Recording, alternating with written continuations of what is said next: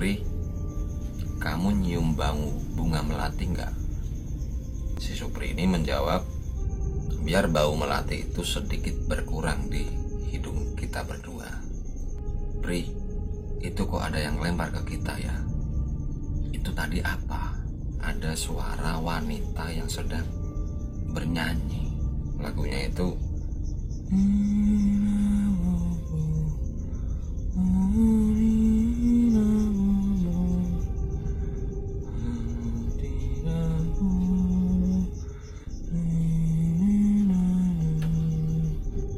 dari luar tempat tidur kita ini. Saya mendengar ada langkah kaki yang berjalan. Sak, sak. Assalamualaikum warahmatullahi wabarakatuh. Balik lagi ke channel Jagat yang Lembut. Pada kesempatan malam ini, channel Jagat yang Lembut akan menceritakan kisah pengalaman horor saya sendiri waktu kerja di daerah Kalimantan, yaitu di daerah Tenggarong. Tapi sebelum saya menceritakan kisahnya, teman-teman jangan lupa like, komen, dan subscribe agar channel ini terus berkembang. Dan satu lagi, jangan lupa tombolin loncengnya biar teman-teman dapat notifikasi video terbaru dari channel Jagateng Lelembut. Dan jika teman-teman juga punya kisah horor yang lain, teman-teman juga bisa mengirim pesan ke email saya yang berada di sini. Nanti saya akan menceritakan kisah horor teman-teman di channel Jagateng Lembut. Oke, gak usah lama-lama, mari dengarkan kisahnya. Jagateng Lembut, awi.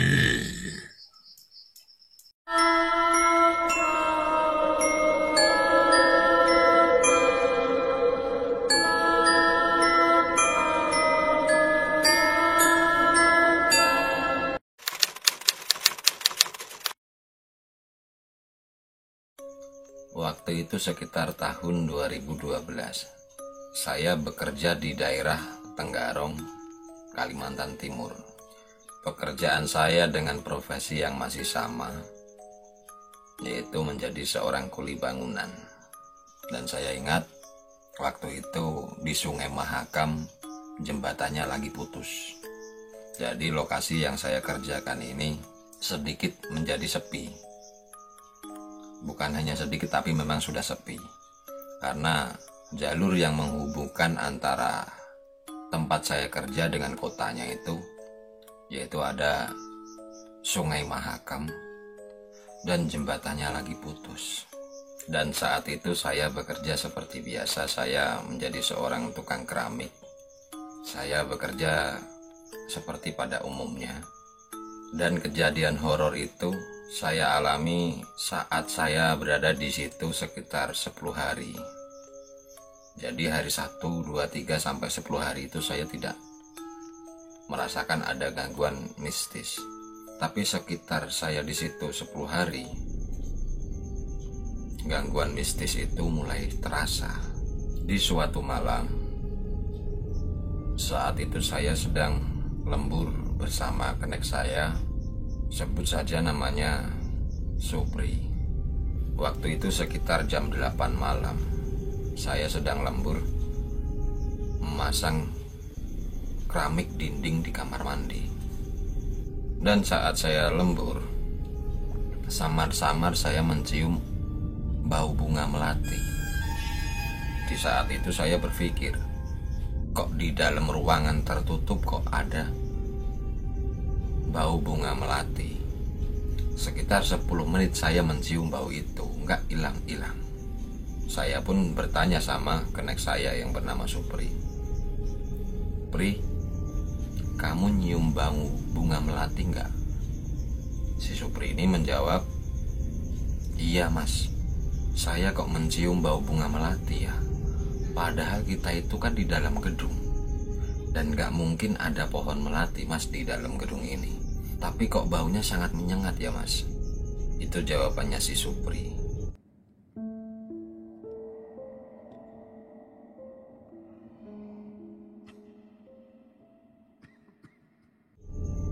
Setelah si Supri mengatakan seperti itu, tiba-tiba badan saya itu merinding semua.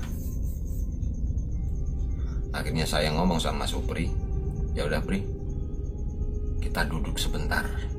Kita istirahat sejenak aja dulu." Padahal saya saat itu sudah berpikir pasti ini ada makhluk yang lain yang berada di dekat saya dan Supri. Akhirnya saya pun keluar sama si Supri dari kamar mandi itu, dan kita ngerokok sebentar biar bau melati itu sedikit berkurang di hidung kita berdua. Baru kita ngerokok sekitar 5 menit, tiba-tiba dari belakang kita berdua ini seperti ada yang ngelempar batu dari arah belakang kami. Jadi batu itu jatuh ke lantai dan menimbulkan suara klodak. Akhirnya kita berdua pun saling pandang, dan saya bertanya sama si Supri, "Pri, itu kok ada yang lempar ke kita ya? Itu tadi apa?" Karena memang saya ini seorang yang sangat penakut, dan ternyata kenek saya Supri ini sedikit mempunyai mental yang berani. Akhirnya si Supri mencoba mencari dari mana arah batu itu dilempar. Setelah dicari dari sekitar ruangan itu, memang si Supri tidak menemukan ada orang di situ. Akhirnya Supri pun kembali ke tempat kita ngerokok lagi, dan dia mengatakan sama saya, "Mas, gak ada orang sih. Kok ada yang lempar tadi ya? Tadi siapa ya Mas?" Karena saya sudah berpikir ke arah situ, saya pun bilang sama si Supri, "Pri, gak usah difokusin ke situ lah. Kamu pasti satu pikiran sama saya. Pasti kita ke arah pikirannya ke arah situ. Udah, kita ya langsung gas lagi lah kerjanya. Pokoknya kita terusin sampai jam lembur kita habis." Dan setelah itu kita istirahat ke tempat tidur para pekerja. Sembari istirahat sambil tiduran, di malam itu setelah saya pulang lembur, saya pun ngobrol sama si Supri, dan kita masih membahas apa yang kita alami barusan. Saya mengatakan, "Pri, yang lempar kita tadi itu siapa ya? Masa nggak ada orang, ada yang lempar batu?" Sambil senyum si Supri ini menjawab, "Mungkin demite proyek Mas, pengen main sama kita," gitu katanya. Baru selesai si Supri mengatakan seperti itu, tiba-tiba dari arah belakangnya si Supri, jadi di belakangnya si Supri itu ada dinding yang terbuat dari daun. Dari situ kita berdua mendengar ada suara wanita yang sedang bernyanyi. Lagunya itu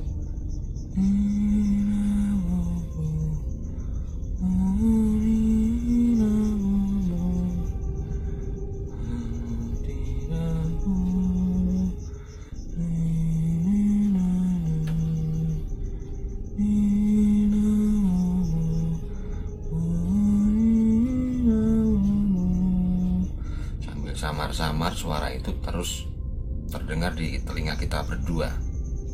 Dengan muka kaget, si Supri ini langsung loncat ke arah saya dan memeluk saya. Dan dia mengatakan, Mas, ada suara wanita." "Itu apa itu Mas?" Ini merinding lagi saya. Dan saya pun juga mendengar suara itu. Dan saya pun sebenarnya juga takut. Saya mau berteriak gak berani.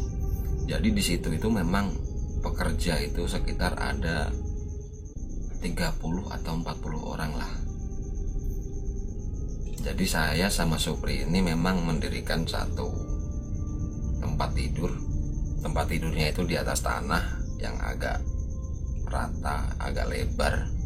Kita berdua di situ membuat satu gubuk untuk kita tidur berdua. Soalnya kita ngobrol-ngobrol enak kalau nggak rame, tidur pun tenang kalau nggak rame. Jadi sekian banyak pekerja itu memang kita lebih senang menyendiri.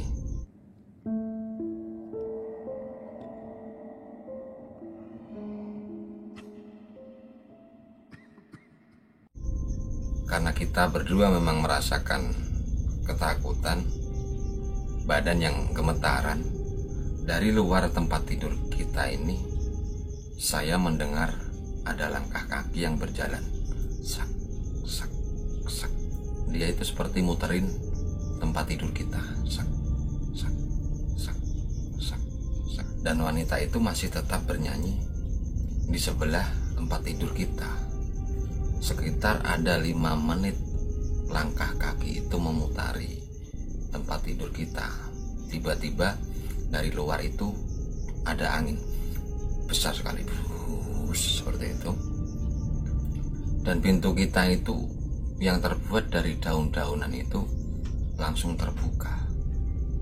Dan apa yang kita lihat berdua, ada satu sosok wanita dengan muka yang putih semua, dan mata juga putih, mulut yang sedikit agak merah dan menetes seperti apa itu, kayaknya darah.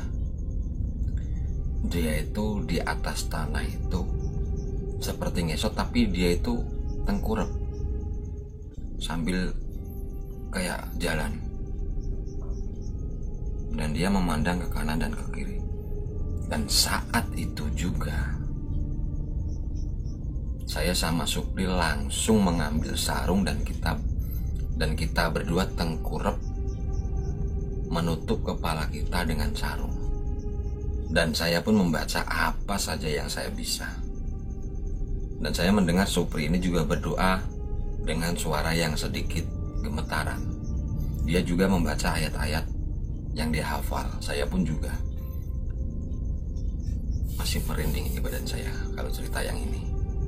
Gak lama saya menutup kepala saya dengan sarung itu, saya mendengar pintu saya itu seperti ada yang dorong-dorong, klodak, klodak, klodak, klodak, klosak, klosak, klosak, klosak. Saya pun mencari badannya si Supri saya. Pokoknya saya pegang tangannya biar saya gak ditinggal sama si Supri. Karena saat itu saya memang super ketakutan. Saya baru sekali itu melihat dengan jelas, dengan dekat sekali, makhluk yang nampak seperti nyata di dekat saya. Sambil saya memegang tangannya si Supri, biar si Supri ini tidak meninggalkan saya. Saya terus melantunkan doa di hati saya. Gak lama suara pintu itu seperti ada yang mainin. Tiba-tiba suara itu berhenti. Dan saya saat itu berbisik sama si Supri, "Pri, masih ada nggak? Coba kamu intip, Pri." Dan ternyata si Supri ini sudah bukan Supri teman saya. Si Supri ini saya pegang tangannya sambil saya menutup kepala saya dengan sarung. Saya merasakan si Supri langsung duduk. Saya kira waktu itu si Supri sudah tidak melihat. Karena saya merasakan si Supri ini sudah duduk, saya pun akhirnya membuka sarung saya dari kepala saya. Dan apa yang terjadi? Saya melihat Supri ini sudah tidak sadar.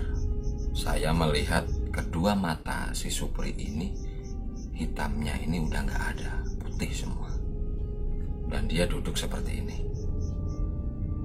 Melihat keadaan si Supri dengan seperti itu, saya pun semakin ketakutan.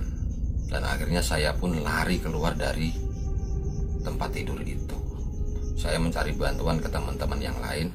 Dan alhamdulillahnya ada salah satu teman kita yang belum tidur, dan sepertinya dia itu sedikit paham dengan cara mengobati orang yang sedang kesurupan.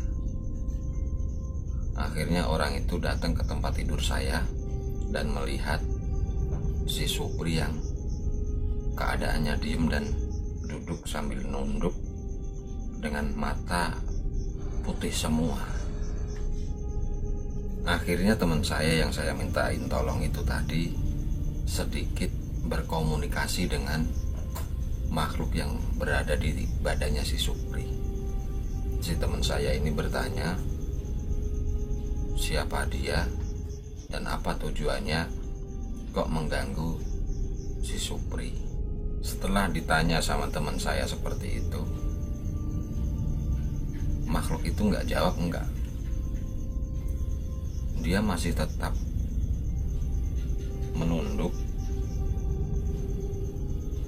dan dia menunjuk ke arah saya.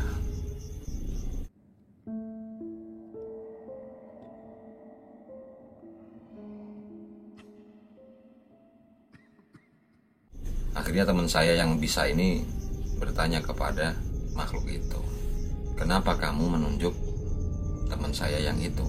Dan si Supri ini karena badannya kerasukan seorang wanita, tiba-tiba keluar suara dari mulutnya si Supri itu seperti suara wanita. Dan dia menjawab, saya tidak suka. Seperti itu katanya. Akhirnya teman saya yang bisa ini pun bertanya lagi, kenapa kamu tidak suka dengan teman saya yang ini? Jadi teman saya yang ini itu menunjuk ke saya. Dan dia menjawab,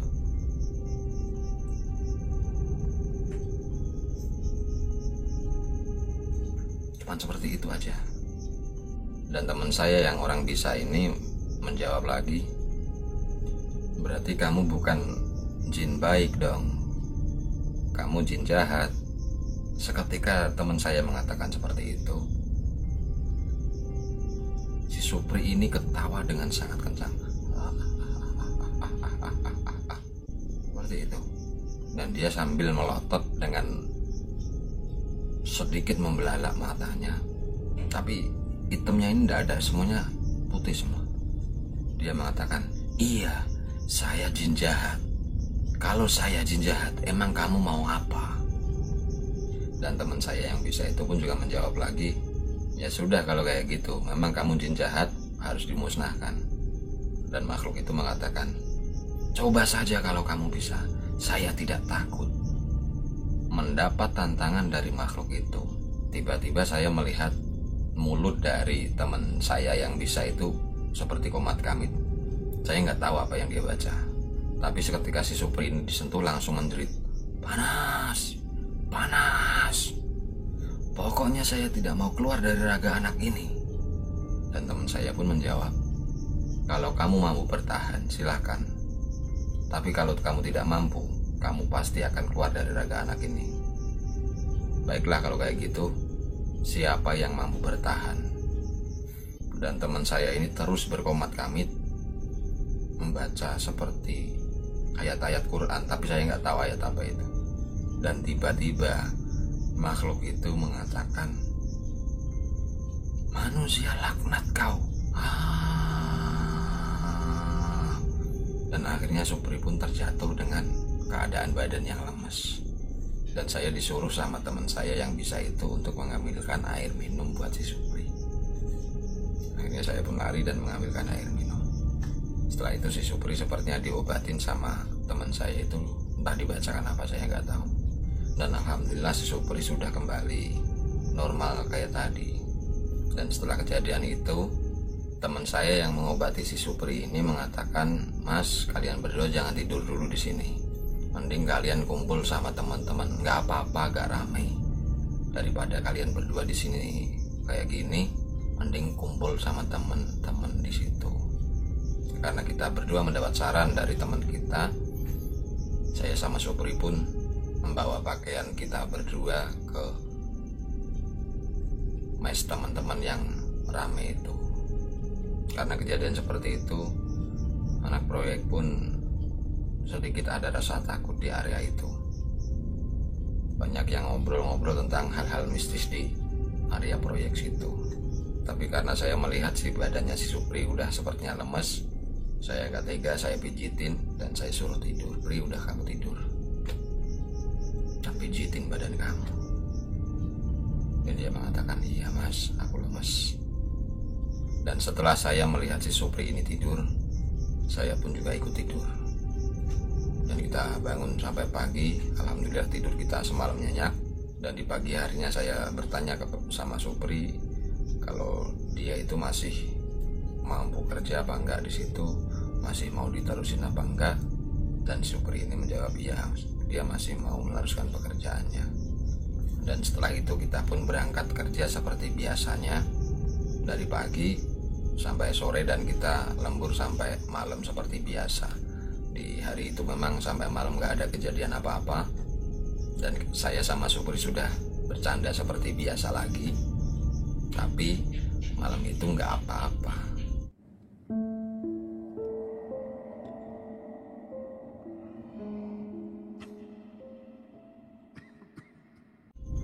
Setelah malam seterusnya, gangguan itu malah semakin luar biasa saat saya lembur lagi sama si Supri dari atas tembok. Jadi dinding kamar mandi atasnya belum dikasih plafon. Saya sama Supri mendengar ada suara wanita sedang bernyanyi, dan wanita itu mengeluarkan suara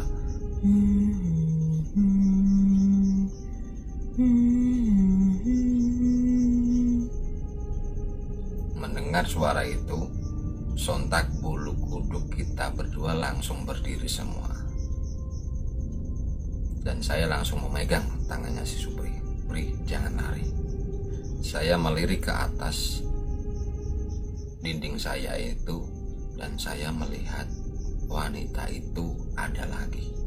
Karena saya sangat takut melihat wanita itu, dan si Supri sepertinya juga melihat makhluk itu, saya ngomong sama si Supri, Pri, kita keluar dari tempat ini, tapi jangan lari. Dengan keadaan si Supri yang sangat takut dan dia menunduk, dia menjawab, iya mas, ayo, jangan lari ya mas, aku jangan ditinggal. Akhirnya kita pun keluar dari ruangan itu dan mencari salah satu teman yang mengobati Supri kemarin. Setelah kita berdua ketemu dengan teman yang ngobatin si Supri, dan saya menyampaikan tadi kita berdua baru dilihatin makhluk wanita kemarin itu. Dan teman saya itu menjawab, ya sudah, kalian kerjanya di dekat saya aja, coba kalau dia berani. Akhirnya saya sama Supri pun memutuskan untuk bekerja dekat sama mas-mas itu. Dan alhamdulillah sampai pulang lembur gak ada gangguan lagi. Tapi saat perjalanan pulang lembur, saya melewati tempat si Supri kesurupan kemarin malam itu. Saya melihat ada wanita yang sedang duduk di atas gentengnya. Saya melihat wanita itu sedang duduk dan baju putihnya itu panjangnya sampai ke tanah. Akhirnya saya pun mencoba untuk tidak melihat makhluk itu lagi. Dan dari belakang saya, teman saya yang bisa itu menepuk pundak saya. Dia mengatakan, ayo mas, lihat apa? Dan saya menjawab, enggak mas, saya nggak lihat apa-apa. Udah, nggak usah bohong, saya juga tahu kok. Begitu jawabannya. Iya mas, saya takut melihatnya. Saya jawab lagi seperti itu. Udah, jangan takut, yang penting kamu terus sholat seperti biasa. Mungkin memang dia beraninya sama kamu, tapi kalau kamu tetap teguh sama sholat kamu, pasti dia nggak akan berani mengganggu kamu lagi. Dan saya menjawab, iya mas. Dan setelah itu saya pun tetap terus meneruskan pulang ke mes, dan saya istirahat. Dan di pagi harinya saya bekerja seperti biasa dan masih lembur seperti biasa. Dan saat saya lembur memang sudah nggak berani di tempat yang dikasih mandor yang agak-agak sepi. Saya meminta sama si mandor untuk saya dikasih kerjaan di tempat yang agak ramai bareng sama teman-teman. Dan saya meminta untuk didekatkan sama mas-mas yang mengobatin si Supri. alhamdulillah mandornya juga baik dan dia mengiyakan apa yang saya minta. Tapi saya mengira kalau saya kerja di dekatnya Mas itu pasti udah nggak ada gangguan lagi. Ternyata itu salah. Saat jam lembur itu sekitar jam 8:30, saya melihat ada bola api yang sedang melayang. Dan saya pun lari lagi ke teman saya yang bisa itu. Dan saya menceritakan apa yang saya lihat tadi. Dan masnya itu menyarankan agar saya terus membaca Fatihah di dalam hati saya. Mendapat saran seperti itu, karena saya yakin saran dia itu baik, ya sudahlah, saya akan membaca Fatihah di dalam hati saya.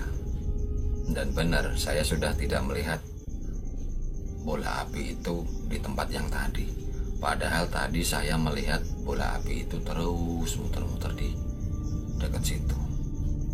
Waktu saya kembali dari tempatnya mas-mas itu, saya masih melihat, tapi saya nggak berani memandang langsung, nggak berani. Saya cuma melirik dan melirik. Itu masih ada. Tapi setelah saya mendapat saran dari mas-masnya itu, saya disuruh membaca Fatihah. Akhirnya saya terus mengamalkan Fatihah di dalam hati saya.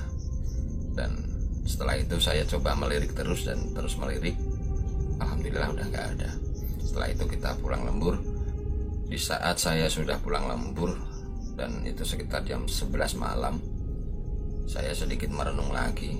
Kenapa? Karena saya sholat kok malah teman saya yang digangguin. Mungkin saya yang ditampakin, tapi kok teman saya Supri ini juga kena. Setelah lama saya berpikir, sampai sekitar jam 3 pagi saya ternyata nggak tidur. Saya berpikir bagaimana ini solusinya. Dan akhirnya saya memutuskan untuk pulang kampung saja dari tempat itu. Dan saya pagi harinya izin sama si mandor kalau saya mau pulang kampung. Dan si mandor bertanya, kenapa kok tiba-tiba mau pulang kampung? Dan saya menjawab dengan alasan kalau keluarga saya di kampung mau ada hajatan. Padahal enggak, karena saya takut teman-teman saya terancam dan pekerja di situ terancam. Mending saya sendiri yang pulang ke kampung. Tapi waktu itu saya tidak langsung mendapatkan tiket dari Bandara Balikpapan. Saya masih pesen dan saya bisa pulang hari esoknya. Menunggu dalam 1 hari itu, saya kan tidak kerja, tapi saya tetap berangkat ke proyek itu dan saya mendekati teman saya yang bisa itu. Sambil saya pamitan sama mas-masnya itu. Dan mas-masnya itu memberi saran, mas jangan pulang dulu kok sebenarnya kok. Jangan kalah mas, jangan takut. Kamu harus berani dan bisa melawan dia. Dan sambil ngobrol itu saya bertanya sama masnya, iya mas, tapi kenapa ya? Yang sholat kan bukan saya saja, tapi kok yang diganggu saya. Dan mas itu menjawab, udah, nanti kamu tahu sendiri apa yang ada pada diri kamu.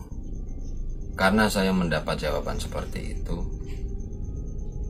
saya pun menjawab lagi, maksudnya mas itu apa? Dan mas itu menjawab, udah nggak usah dibahas lagi. Ya sudah, kalau kamu memang mau pulang, gak apa-apa. Tapi pesan saya, di dalam hati kamu terus membaca Fatihah ya. Terus kamu amalin setiap hari walaupun di rumah. Insya Allah kamu akan tahu hasilnya apa itu. Dan saya menjawab, iya mas. Dan saya terima kasih karena 1 bulan ini saya sedikit mendapat ilmu agama dari mas. Dan mas itu menjawab, iya. Sampai sore saya pun tetap terus menemani mas-masnya karena saya takut di mas itu sendiri. Dan di pagi harinya saya mencari travel buat saya charter sampai ke Bandara Balikpapan. Dan alhamdulillah perjalanan pulang kampung saya nggak ada masalah sama sekali. Dan mungkin itu sedikit cerita horor saya yang pernah saya alami waktu kerja di daerah Kalimantan. Dan mungkin cukup segini dulu cerita saya di channel Jakateng Lelembut. Dan mungkin akan saya sambung lagi di episode yang selanjutnya. Tapi saya juga berpesan kepada teman-teman yang masih bekerja di bangunan, terus berhati-hati dalam bekerja, karena keluargamu selalu menunggumu di rumah. Terus panjatkan doa di hatimu, agar Tuhan selalu memberi keselamatan pada saat kalian bekerja. Dan sampai segini dulu kisah di Jakateng Lelembut. Assalamualaikum, salam Jakateng Lelembut.